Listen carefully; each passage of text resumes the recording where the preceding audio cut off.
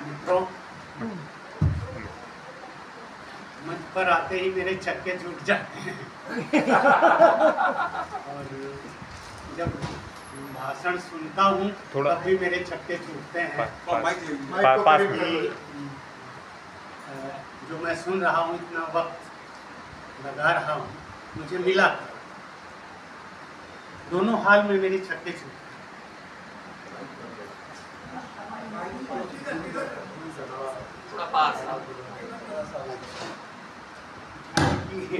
बिना उसके बात कर सकते हैं।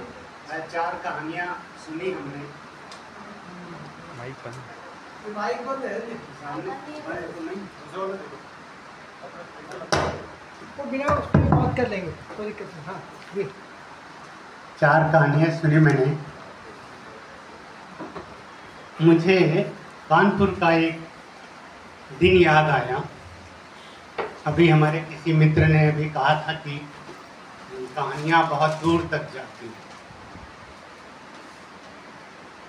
तो कामतानाथ जी के घर में गोष्ठियाँ होती थी। मैंने एक कहानी पढ़ी, उन्होंने कहा इसको मत छपाओ। दूसरी पढ़ी, उन्होंने कहा इसे भी मत छपाओ। 10 कहानियाँ, यानी 4 साल में मेरी 10 कहानियाँ उन्होंने कहा इसे भी मत छपाओ। 11वीं कहानी कानपुर कथा समारोह हुआ, वहाँ पढ़ी। कमलेश्वर जी थे, उन्होंने कहा बलराम तुम्हारी कहानी में एक बार फिर पढ़ना। जेब में डाल के कमलेश्वर ले गए और उन्होंने नवलेखन में सारिका में छापा, जिससे बलराम तो जिनकी कहानियाँ हमने आज सुनी, कोई मुझे ऐसी नहीं लगी कि मैं कहूँ ये मुझे दे दो पढ़ने के लिए। ले बहुत बढ़िया। उम्मीद करता हूँ कि अगली बार कभी आऊँगा तो मुझे 1-2 कहानियाँ यहाँ मिलेंगी जिन्हें मैं मांग के ले जाऊँगा। और अच्छा,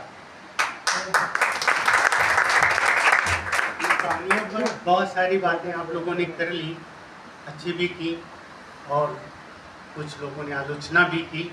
तो अच्छा लगा कि आपके पास सब लोगों में अच्छा और बुरा कहने का साहस है। ये ज़रूरी है ऐसी गोष्ठियों के लिए। इस साहस के बगैर इन गोष्ठियों का कोई मतलब नहीं होता कि सब लोग ने बहुत अच्छी है, बहुत अच्छी है, बहुत अच्छी, उससे कहानी अच्छी हो नहीं जाती। ये पाठशाला है और कार्यशाला भी है। मैं 2-4 बातें कह के अपना काम खत्म करूँगा। जो मैंने जाना, कहानी का उद्देश्य क्या होता है कहानी का। तो मेरे पास ऐसा कोई वाक्य नहीं है मैं आपसे कह दूं कि कहानी का ये उद्देश्य होता है। तो मैं एक Nobel prize winner Bolshevik singer है, उन्होंने कहा कहानी का उद्देश्य आत्मा का मनोरंजन करना। आत्मा का, मन का नहीं, आत्मा का मनोरंजन करना कहानी का उद्देश्य होता है। मैंने जो 4 कहानियाँ सुनी, मैं नहीं कह सकता इसी कहानी ने मेरी आत्मा का, मुझे क्षमा करें मैं तारीफ नहीं कर पा रहा हूँ। दूसरा भी बात हुई विश्वसनीयता की। कहानी की दूसरी चीज़, अभी कहा गया कि ये सच्ची कहानी है, एकदम सच्ची कहानी होकर भी वो झूठी लग सकती है, झूठी कहानी भी सच्ची लग सकती है। तो कहानीकार का जो कला है वो ये है कि वो चाहे झूठ कहे चाहे सच कहे, वो लगनी सच है। पाठक पर, श्रोता पर लगे कि जो कह रहा है ये सच है। वो सच्चे और झूठे होने से उसका कोई फर्क नहीं पड़ता। हम लाख सच्ची कहानी करें और सुनने वाले, पढ़ने वाले को वो लगे नहीं कि ये सच्ची है, तो उसका कोई बहुत बढ़िया। इसके बाद कहानी में आता भाषा और शिल्प का। विनय विक्रम सिंह की भाषा अच्छी लगी मुझे,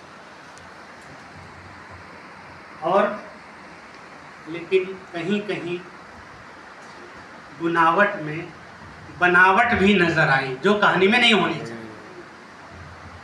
बनावटी भाषा कोई पसंद नहीं करता।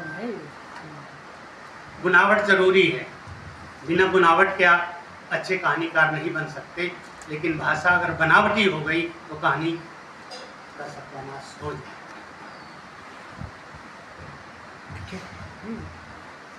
मैंने कहानी आलोचना आज यहाँ क्या मैं कहूँ, मैंने रविवार में 3 बरस तक कॉलम लिखा था, समकालीन हिंदी कहानी का सफर। इकलौता कहानीकार हूँ जिसने आलोचक का बाना धारण किया और 60 कहानीकारों पर 3 साल तक लगातार देश के सबसे बड़े समाचार पत्र में आलोचना का कॉलम लिखा। और उस किताब पर बोलते हुए, लिखते हुए प्रभाकर सोत्री ने कहा था कि बलराम को पता है कि कहानी का सौंदर्य कहाँ, तो बलराम को नहीं, आप सबको पता होना चाहिए कि कहानी का सौंदर्य कहाँ।